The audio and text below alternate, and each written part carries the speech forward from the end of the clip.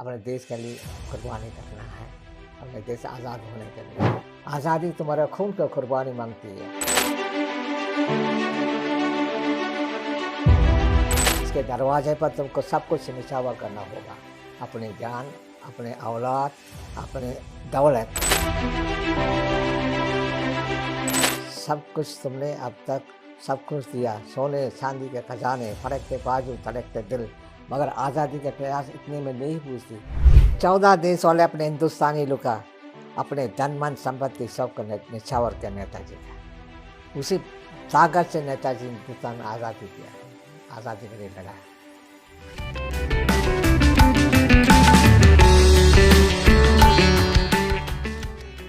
कुछ लोग सुर्खियां बनाते हैं तो कई लोग चुपचाप अपनी छाप छोड़ जाते हैं। Person behind the story podcast में हम ऐसे ही लोगों से बात करेंगे, जानेंगे उनके जीवन, उनके चुनौतियों के बारे में, उनके हौसलों, उनकी उड़ान के बारे में। Person behind the story podcast series के आज पहले संस्करण में हमारे साथ एक बहुत ही खास मेहमान जुड़े हैं, लेफ्टिनेंट आर माधवन पिल्लई। लगभग 100 वर्ष पहले 1926 में आपका बर्मा में जन्म हुआ था। आपका परिवार तमिलनाडु से संबंध रखता है। नेताजी सुभाष चंद्र बोस से प्रेरित होकर आपने इंडियन नेशनल आर्मी ज्वाइन किया और देश की आज़ादी के लिए संघर्ष किया। लेफ्टिनेंट आर माधवन पिल्लई जी, आपका आकाशवाणी के पॉडकास्ट में स्वागत है। आज के भारत में अधिकांश वह लोग हैं जिन्होंने आज़ादी के बाद जन्म लिया है। आप अपने अनुभव से बताएं कि कैसा होता है एक ऐसे देश में जन्म लेना, एक ऐसे देश में रहना जो पराधीन हो। उस वक़्त का अब का बहुत फ़र्क है? उस वक़्त का है जीना लेकर के हम लोग का बड़ा मुश्किल में। आज़ादी होने के बाद में हम बहुत खुश हो गया, हमारे देश आज़ाद हो गया। इसके बाद में हम अपने आज़ादी से जी रहे हैं। कोई काम करो तो अपने कोई किसी के डरने के नहीं है, अपने देश है, अच्छे है। आज़ादी के बाद में बहुत अच्छे है अपने देश, बहुत अभी बहुत तरक्की हुआ। कंपटीशन अमेरिका से, चाइना से देखने से अब तो अभी तो 3 नंबर में पहुंच गया। बहुत खुशी की बात है। पहले शुरुआत में इंडियन इंडिपेंडेंट लीग के बारे में आप लोग तो पता होगा। ये रासबिहारी बोस ने सिंगापुर आकर के जापानियों ने ब्रिटिश आर्मी को कैद करके रखा था। उन्होंने आकर के जापानी से बातचीत करके इसका कुछ नहीं करना, ये हम आज़ाद हिंद फौज में भर्ती करके हम अपने देश के लिए लड़ेंगे करके वो बनाया था। उस पर ये नहीं बनाया था रासबिहारी बोस, जनरल मोहन सिंह और जापानी का नाम था मेजर फूजीवारा, तीनों मिलकर के आईएनए बनाया था। उस टाइम नेताजी यहाँ नहीं है, नेताजी बर्लिन में था। 2 जुलाई नेताजी पहुंचा था सिंगापुर आने के बाद में बर्मा में तो जन्म का बर्मा था। बर्मा में नेताजी को होगा, बर्मा गवर्नमेंट ने 22 लोगों को आज़ादी दिलाया था। जापानियों ने कैप्चर करके, ब्रिटिश ने कैप्चर करके आज़ादी उनके बर्मा होने के स्पेशली इनवाइट किया था नेताजी का वीआईपी गेस्ट। नेताजी वो 3 दिन के लिए आया था। जुलाई 28 तारीख आया था नेताजी उधर बर्मा में आकर के क्या क्या करना करके गवर्नमेंट से उन्होंने सिंगापुर से सारा फौजी को वहाँ ले आने के लिए बातचीत किया था। और आईएनए यूनिट और इंडियन इंडिपेंडेंट लीग का था ऑफिस और आईएनए का ऑफिस, सारा डिपार्टमेंट का उधर से एग्रीमेंट करके बर्मा लेकर आने के लिए उन्होंने साइन किया था।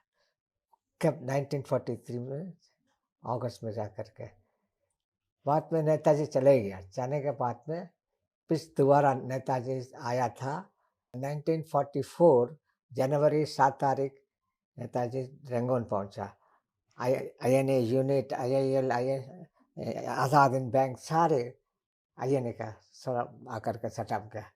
इसके बाद में मैं नेताजी का राज बिहारी का बोल करके मैं आईएनए में काम करने जाता हूँ करके उससे आईएनए में भर्ती हुआ। तो आपका आईएनए में जाने का मन क्यों किया? आपने कैसे, किस बात से आप प्रेरित हुए कि आपको आईएनए जाना है, जो आपने निर्णय किया कि मैं मैंने कहा तो इसमें आईआईएल में काम किया था, नेताजी के लिए फंड इकट्ठा किया, धन मन सब और एक हिंदुस्तानी से। नेताजी ने किसी से हाथ नहीं फैलाया विदेश में, जर्मन में जाकर भी मदद किया, उनके सक्सेस नहीं हुआ। पीछे उन्होंने बोला जापान में जा कर के तो एनिमी दोस्त होता है, उनसे जा कर के बातचीत करो। नेताजी जापान गया, टोजो से बातचीत करके पीछे जब रंगोन आ करके अपने ऑफिस वगैरह सेटअप करके फिर उसी वक्त मैंने राज बिहारी बोस को बोल करके मैं आईएनए में भर्ती हुआ था। पहले आईआईएल में नेताजी आने के बाद में जनवरी 23 उसके जन्मदिन का, उसको त्रास में बैठा करके सोना से तोला था जुबली हॉल में। इसके बाद में नेताजी का अप्रैल में एक बार सिटी हॉल में त्रास में बैठा 2 बार सोना से उसको इक्वलेंट वेट ऑफ नेताजी का साथ सोना सब चीज डोनेट किया था। ये सब किसी का पैसा है, सब साउथ ईस्ट एशिया में एरिया था हिंदुस्तानी का, उन्होंने ये किया, डोनेट किया था नेताजी का। तो उसी पैसा से तो नेताजी जापानियों से हथियार खरीदा, सब चीज करेगा। तो जब आपने इंडियन इंडिपेंडेंस लीग ज्वाइन किया, इंडियन नेशनल आर्मी के साथ जुड़े, तो आपके परिवार में आपके जो आसपास लोग थे उनकी क्या प्रतिक्रिया थी? बहुत खुश है वो लोग का, अपने देश के लिए हम काम करने जा रहे हैं, वो बहुत खुश है, कोई यही नहीं है, नाराज नहीं है, परिवार में नाराज नहीं है, आस पास का भी कोई नाराज नहीं है, सब खुश है। और वहाँ पे नौजवानों है बहुत भर्ती हुआ था। ये इंडियन इंडिपेंडेंस लीग प्रचार करना पड़ता जा करके। अच्छा, तो कैसे प्रचार करते थे इंडियन इंडिपेंडेंस लीग में? आपको मतलब जब आप क्योंकि आप तो छोटे थे उस समय, आपको कैसे पता चला इंडियन इंडिपेंडेंस लीग के बारे में? मैं इंडियन इंडिपेंडेंस लीग में भर्ती हो गया था। 140 ब्रांच है बर्मा में, मैं रंगून में था। वो लीग के प्रेसिडेंट से जा कर के पहले बातचीत किया था मैंने, लीग में शामिल होने जाता है आप, क्या है मतलब कोई कुछ है आ जाओ करके मेरे को चांस दिया भर्ती होने के लिए। उन्होंने काम दिया था, ये काम ये से करना, वो काम ऐसे करना, उसी हिसाब से हम लोग काम करता था। तो आज़ाद हिंद फौज में आपने क्या क्या काम संभाला और किस तरह से अपना योगदान दिया? आपकी क्या भूमिका थी? हमारा का ड्यूटी मिला था आईएनए में भर्ती होने के नौजवानों का भर्ती करवाया था सारे का, ये बड़ा काम। तो रिक्रूटिंग में भर्ती कराया था इनका। तो रिक्रूटमेंट में आपको किन चुनौतियों का सामना करना पड़ता था? कुछ प्रॉब्लम नहीं है, कोई प्रॉब्लम नहीं है, रिक्रूटिंग में है वो लोग खुश है ऑफिसर लोग का। तो आप लोगों को कैसे रिक्रूट करते थे, कैसे सिलेक्ट करते थे लोगों के एक पास? टीम बना करके एक एरिया में जाकर प्रचार करना था, अपने देश के लिए कुर्बानी करना है, अपने देश आज़ाद होने के लिए। नेताजी ने भी सिंगापुर से टेलीकास्ट किया था, उसको मैं बताता हूँ आपका, आज़ादी तुम्हारा खून का कुर्बानी मांगती है, इसके दरवाजे पर तुमको सब कुछ निछावर करना होगा, अपनी जान, अपने औलाद, अपने दौलत, कर्ज, सब कुछ तुमने अब तक सब कुछ दिया, सोने चांदी के खजाने, फड़कते बाजू धड़कते दिल, मगर आज़ादी के प्रयास इतने में नहीं पूछती। आज मात्र भूमि में सिर्फ चढ़ाने वाले पुजारियों की जरूरत है, इसलिए मैं वादा करता हूँ कि तुम मुझे खून दो, मैं आज़ादी दूंगा। जी, ये इसका सारा यूनिट से जा करके प्रचार करता था नेताजी का आवाज, लेकिन नेताजी का भाषण में। नेताजी की क्या विशेषता थी कि इतने सारे लोग उनसे प्रेरित हुए और उनके साथ जुड़े? नेताजी क्या है, नेताजी वो अपने एक किला रह करके देश के हिंदुस्तान का आज़ाद कराना करके उनके वंश देश छोड़ के बाहर जा करके काम किया था। इसी अनेक देश 14 देश में हमारा रासबिहारी बोस ने इंडियन इंडिपेंडेंट लीग स्थापना किया था। उसी से प्रचार हुआ था इस नेताजी के बारे से। जी नेताजी के क्या क्या जरूरत पड़ेगा, युद्ध के लिए पैसा जरूरत है और सैनिक जरूरत है, नौजवानों, हम्म, वो सब का काम हम हम्म, लोग करा के भर्ती किया सबका। हम्म। सब नौजवानों की कोशिश से आईएन में भर्ती हुआ, कोई कमी नहीं है, अपने काम को अच्छे रूप से निपटाया हम लोग का। जैसे आप बता रहे थे कि आईएनए में लोगों को भर्ती किया, तो जब उनकी ट्रेनिंग की बात आती है, अलग-अलग लोग हैं, अलग भाषाओं का हाँ, इस्तेमाल करते हैं, अलग देश का है, अलग भा देश नहीं है, अलग प्रांत का। सबको प्रेरित करना, हाँ, सबका ट्रेनिंग करना, वो कैसे होता था? वो जन्म लिया था ना बर्मा में, हुँ, हम सब बर्मिश भाषा जानते हैं, उसी भाषा से काम चलाया जाता है। कुछ कुछ भी हिंदी भाषा से, दोनों भाषा से हम लोग काम चलाता था। हाँ, कोई कष्ट नहीं है, हुँ, एक से मिलना, एक से मदद लेना, कोई है ये नहीं है, आसान है। अभी यहाँ का नेशनल लैंग्वेज हिंदी है, जैसे बर्मा में क्या कर दिया था, नेशनल लैंग्वेज बर्मिश लैंग्वेज, वो सब हम लोग पढ़े लिखे हैं बर्मिश, इसलिए हम लोग कोई दिक्कत नहीं है। कई सोशल बैरियर्स होते हैं, महिलाओं को भी आईएनए में भूमिका दी गई। रानी ऑफ झांसी रेजिमेंट में भर्ती कराया था। उसमें लक्ष्मी सहगल था, कैप कर्नल लक्ष्मी सहगल, उन्होंने कमांडेंट था रानी झांसी रेजिमेंट का। आप तो देखा होगा, सुना होगा, लक्ष्मी सहगल, उसका घरवाला का नाम प्रेम कुमार सहगल। मैं बोलने का भूल गया था, जी, नेताजी ने बनाया आईएनए, उन्होंने 1943 2 जुलाई पहुंचा सिंगापुर, आकर के उन्होंने आईएनए का ये किया, रिव्यू किया था। उस टाइम में 9 guerrilla regiment, first guerrilla regiment का commander Shahnawaz Khan, second guerrilla regiment का कमांडर है I J. Kiani, third guerrilla regiment commander Gulzara Singh, fourth guerrilla regiment commander है G S. Dhillon, fifth guerrilla regiment commander है G W. Rodrigues,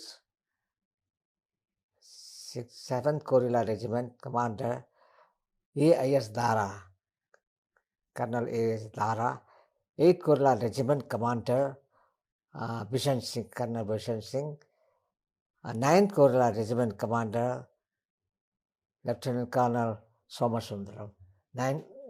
nine guerrilla regiment बनाया था। इसके बाद में 2 infantry, first infantry, second infantry, first infantry का है कमांडर था पी.के. सहगल, और बहादुर एस.एस. ग्रुप इसका कमांडर था बुरहानुद्दीन। इंटेलिजेंट ग्रुप का कमांडर था कर्नल शौकत अली मलिक। ये 2 है स्पेशल सीक्रेट ग्रुप, और 3 डिवीजन बनाया था। एक डिवीजन में है 20,000, 3 डिवीजन में 60,000। ये 60,000 कहाँ से बनाया? सिंगापुर से नेताजी बनाया था। 40,000 सिंगापुर से आया था, 40,000 दोबारा भर्ती हुआ था नेताजी आने के बाद में। कौन से देश है बताता हूँ, बर्मा, थाईलैंड, बर्मा, थाईलैंड,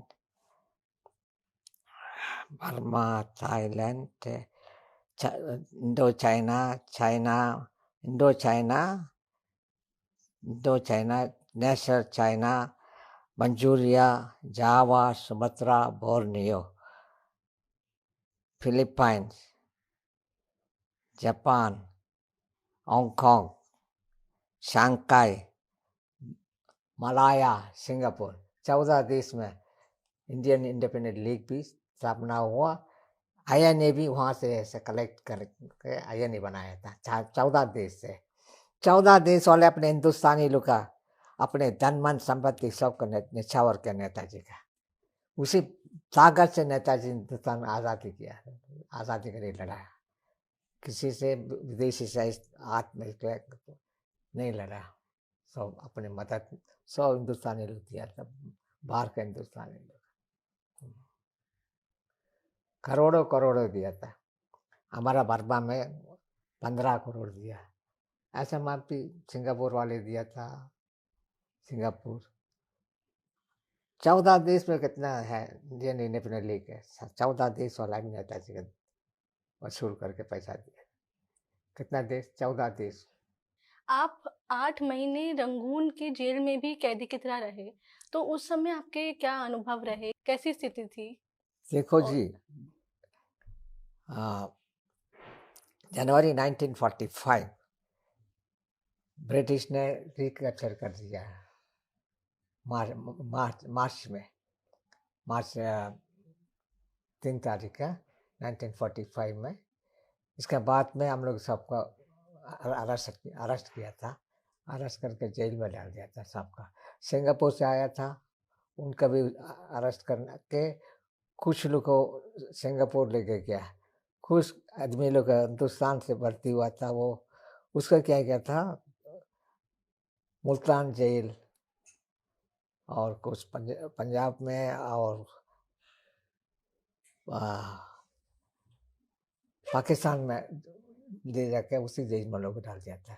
कुछ इलाका से भर्ती हुआ था, वो लोग को जन्म लिया था वहाँ वो लोग का। हम तो उधर का बर्मा का है, हम लोग बर्मावासी से वो रंगून जेल में थे 8 महीना।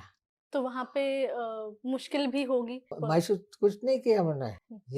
ये भी हमारा है, देश के लिए मैंने काम किया है। अभी ये मेरा के लिए तौबा मिला। मैं जेल से ना टाइम में मैं बुरा नहीं समझा।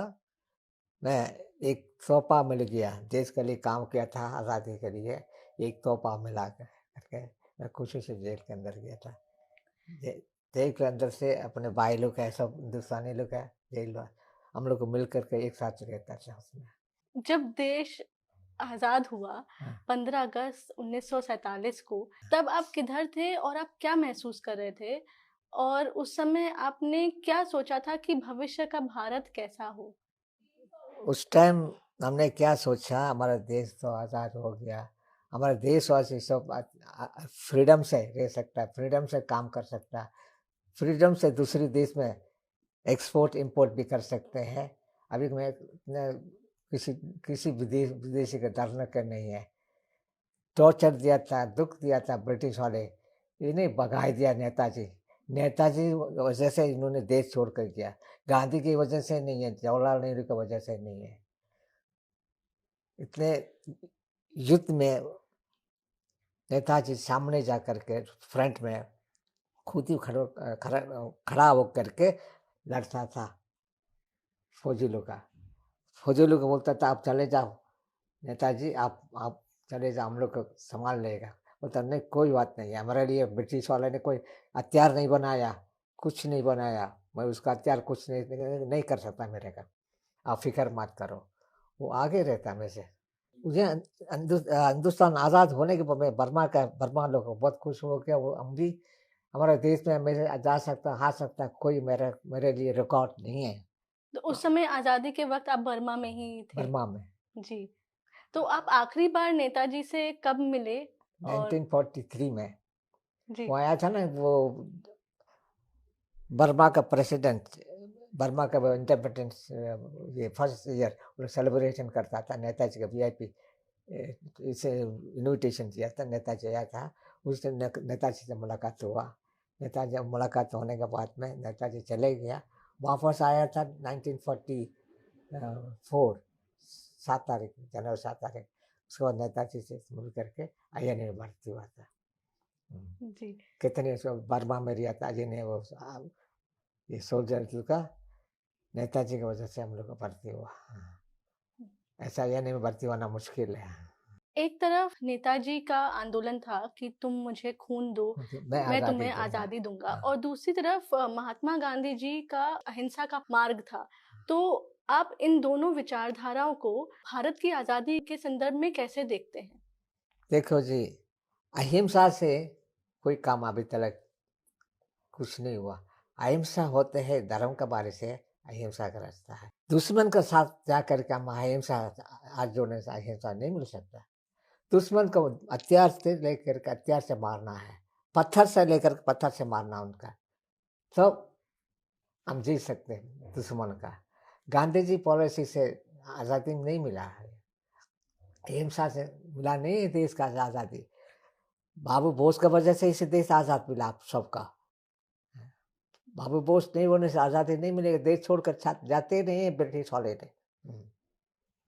ताकत नहीं था वो देश छोड़कर, नेताजी के देख करके उन्होंने देश को छोड़ भागा, बोला ज़्यादा दिन हम नहीं रह सकता, नेताजी का है आने वाले हम राज करने नहीं देगा, हम जल्दी से इसी देश को छोड़ना करके लंदन में उसका प्राइम मिनिस्टर का चिट्ठी लिखा, अब ज़्यादा दिन हिंदुस्तान में राज नहीं कर सकता करके। आपने इतना संघर्ष किया और आपके साथियों ने कुर्बानी दी, तो आप आज के भारत को कैसे देखते हैं? उस टाइम का अलग बात है, इस वक्त का हमारा देश का हम ऊंचा से देखता हूँ, तो हमारा देश का धीरे धीरे धीरे धीरे आगे पहुँच गया है, दुश्मन को टक्कर लेकर ताकत बन गया हमारा, तो किसी का हम डरने के नहीं है। तो देश भी तरक्की हो गया, हमारा देश को देशवासी वो खुश है, किसी से हम डरने के नहीं है, हम मजबूत है और आगे भागेगा। और अमेरिकन, चाइना, इनसे आगे हम बढ़ेगा। और आज के युवा पीढ़ी के लिए आपका क्या संदेश रहेगा? युवा पीढ़ी, नेताजी ने सिखाया, नेताजी ने क्या क्या बनाया, उन लोग पढ़े लिखे हैं, उसी हिसाब से सोचो, उसी हिसाब से चलो, आप लोग है हिम्मत मिल सकते हैं देश का काम करने के लिए। नेताजी ने बताया था यूनिटी मेन इम्पोर्टेंट है, फेथ, सेक्रीफाइस, देश के लिए सेक्रीफाइस करना देना, ये तीनों को फॉलो करो, हम सक्सेस हो सकते हैं। आपने इतना वक्त दिया, अपने अनुभवों के बारे में बताया, आज की युवा पीढ़ी से अपने विचार उनके साथ शेयर किया, उसके लिए बहुत बहुत धन्यवाद। और अंत में हम आपसे चाहेंगे कि आपके मन में क्या आता है जब आप आईएनए के बारे में सोचते हैं, आप उसके बारे में बताएं। कदम कदम बढ़ाया जा, खुशी के गीत गाया जा, ये जिंदगी ये कौम के तो कौम पर लुटाया जा। तू शेरे हिंद आगे बढ़ने से फिर भी तू ना डर, उठा के दुश्मनों के सर जो से वतन बढ़ाया जा। कदम कदम बढ़ाया जा, खुशी के गीत गाया जा, ये जिंदगी ये कौम के तो कौम पर लुटाया जा। तेरी हिम्मत बढ़ती रहे, खुदा तेरा सुनता रहे, जो सामने अड़े तेरे तू खाक में मिलाया जा। कदम कदम बढ़ाया जा, खुशी के गीत गाया जा, ये जिंदगी ये कौम की तो कौम पर लुटाया जा। चलो दिल्ली पुकार के, कौमी निशान संभाल के, लाल किले पे गाड़ के लहराया जा, लहराया जा। कदम कदम बढ़ाया जा, खुशी के गीत गाया जा, ये जिंदगी ये कौम की तो कौम पर लुटाया जा। जय हिंद।